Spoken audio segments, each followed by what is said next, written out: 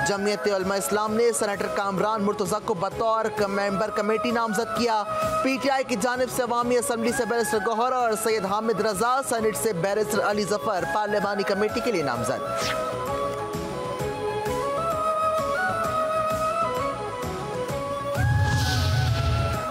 Senate और कौमी assembly से मंजूरी के बाद सदर मुमलिकत ने 26वीं आईनी तरमीम बिल पर दस्तखत कर दिए। सदर के दस्तखत के बाद 26वीं आईनी तरमीम बाकायदा आइन का हिस्सा बन गई। हुकूमत कौमी असम्बली में भी 2/3 अक्सरियत साबित करने में कामयाब रही। 26वीं आईनी तरमीम सेनेट के बाद कौमी असम्बली से भी मंजूर। 27 शकों पर मबनी आईनी तरमीम की शकवार मंजूरी हुई। तरमीम के हक में 225 वोट जबकि मुखालिफत में 12 वोट आए। PTI की हिमायत याफ्ता 4 आज़ाद अरकान ने आईनी तरमीम बिल के हक में वोट दिया। आईनी तरमीम की मंजूरी के दौरान अपोजिशन ने ऐवान से वॉक आउट भी किया। अब लगता है ये सवाल सुप्रीम कोर्ट में हर रोज उठेगा कि केस आम बेंच सुनेगा या आईनी बेंच। जस्टिस मंसूर अली शाह के दौरान समाअत रिमार्क्स। सुप्रीम कोर्ट में मौसमियाती तब्दीली अथॉरिटी क़याम से मुताल्लिक़ भी केस समाअत के दौरान जस्टिस मंसूर अली शाह ने एडिशनल अटॉर्नी जनरल से इस्तफसार किया। अटॉर्नी जनरल ने कहा कि एडिशनल अटॉर्नी जनरल ने जवाब दिया गुज़िश्ता रात मसरूफ़ रहे इसलिए नहीं आए। जस्टिस मंसूर अली शाह ने मुस्कुराते हुए कहा अब तो सारी मसरूफियात ख़त्म हो चुकी होंगी, आइंदा समाअत पर पेश हों। जस्टिस मंसूर अली शाह ने सवाल किया क्या अब ये केस आईनी बेंच में जाएगा या हम भी सुन सकते हैं। वकील फ़ारूक नसीम ने कहा कि सियासी केसेस अब आईनी केसेस बन चुके हैं, जिस पर जस्टिस आयशा मलिक ने रिमार्क्स दिए कि चलें जी अब आप जाने और आपके आईनी बेंचेस जाने।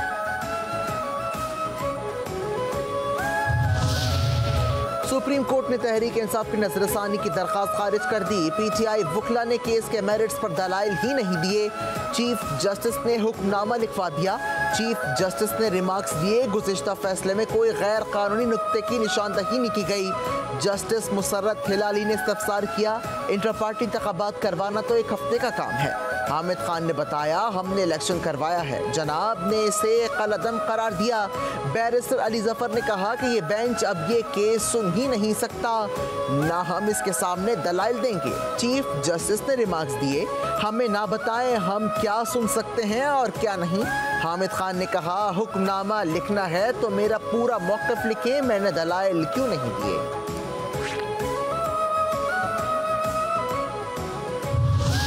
आईनी तरमीम के दौरान इजलास में दम शिरकत पर लीगी रुकन असम्बली को बड़ी सजा। नवाज शरीफ ने आदिल बाज़ई के खिलाफ रेफरेंस स्पीकर को भिजवा दिया। स्पीकर कौमी असम्बली का आदिल बाज़ई को नाअहल करार देने के लिए इलेक्शन कमीशन को खत में आदिल बाज़ई को नाअहल करके नशस्त खाली करार देने का मुतालबा। आदिल बाज़ई NA 262 से मुस्लिम लीग नून के रुकन हैं। गुज़िश्ता रोज़ ऐवान से गैर हाजिर थे और आईनी तरमीम के मामले पर वोट भी नहीं दिया।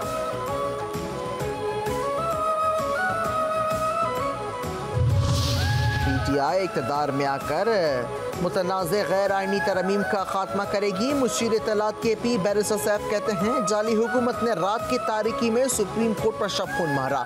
जल्दबाजी में तरमीम का मकसद सुप्रीम कोर्ट के फैसले के तलाक से बचना है। मुतनाज़े तरमीम के बाद PTI की जद्दोजहद मज़ीद तेज़ हो गई। गैर आईनी तरमीम का साथ देने वाले अवाम इंतकाम से बच नहीं सकेंगे।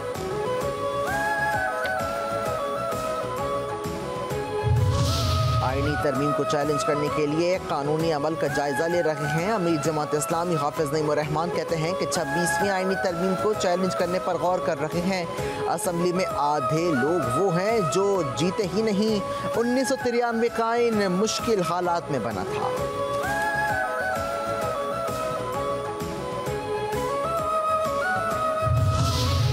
26वीं आईनी तरमीम की मंजूरी जमहूरियत की फतह है। वफाकी वज़ीर दाखिला मोहसिन नकवी कहते हैं कि मौलाना फजल रहमान का मस्बत और तारीख़ी किरदार हमेशा याद रखा जाएगा। तमाम जमहूरी जमातों के कायदीन को खराज तहसीन पेश करता हूँ।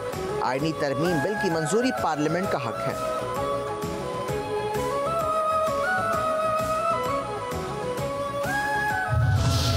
वज़ीर आला सिंध मुराद अली शाह और शर्जील इनाम मेमन का 26वीं आईनी तरमीम के लिए अनथक मेहनत पर बिलावल भुट्टो को खराज तहसीन। मुराद अली शाह ने कहा कि चेयरमैन बिलावल भुट्टो ने अदालती इस्लाहात की अपनी माँ के ख्वाब को शर्मिंदा ताबीर किया। शर्जील इनाम मेमन कहते हैं कि तरमीम का मकसद कौम को मुत्तहद और वफाक को मजबूत करना है। तमाम सियासी कुव्वतों को इसके पीछे मुत्तहिद होना चाहिए। PTI कौम की फलाह के लिए आईनी तरमीम की हिमायत का ऐलान करे।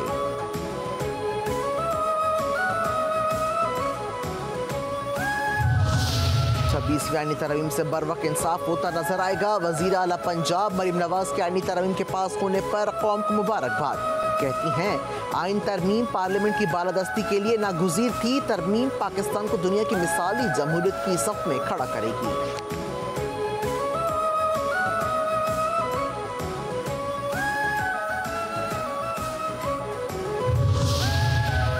मौलाना फजलुर रहमान को खराज तहसीन पेश करने के लिए अल्फाज नहीं मिल रहे। मुफ्ती तकी उस्मानी कहते हैं कि मौलाना फजलुर रहमान की दानिशमंदी से मुल्क इंतशार से बच गया।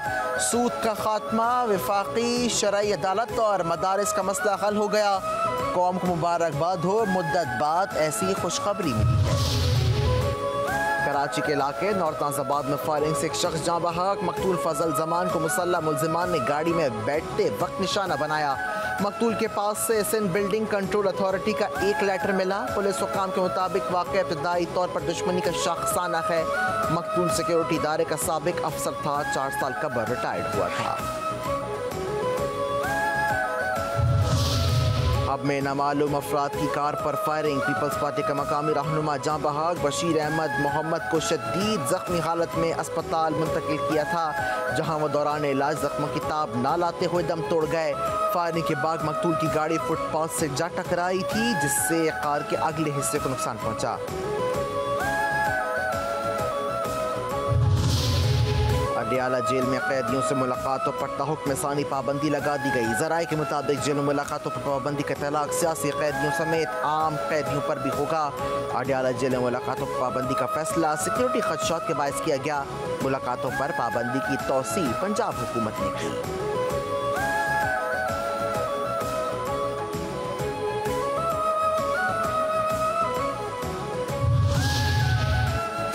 खैबर पख्तूनख्वा असम्बली से पुलिस एक्ट 2024 का नया बिल पास हो गया। नए तरमीमी मुसव्वदे के तहत अब नौमान से मुतालिक वज़ीर आला के इक़दाम पर अमल दरामद लाजमी होगा।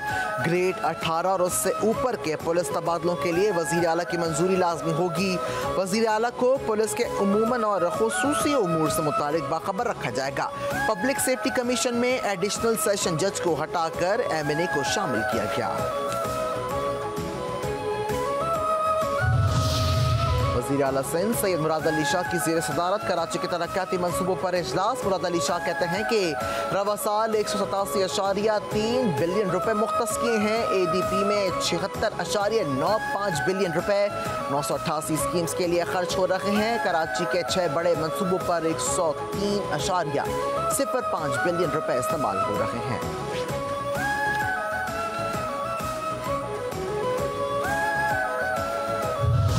पाक बहरिया का कामयाब इंसदाद मनशियात ऑपरेशन। भारतीय साख्ता नशावर गोलियों की बड़ी खेप जब्त कर ली। ISPR के मुताबिक दौरान operation 2000 kilo cheers, 370 kilo ice, 50 kilo heroin जब्त की गई। आलमी मार्केट में बरामद मनशियात की मालियत 145 मिलियन अमरीकी डॉलर है। जब्त की गई मनशियात एंटी नार्कोटिक्स फोर्स के हवाले कर दी गई।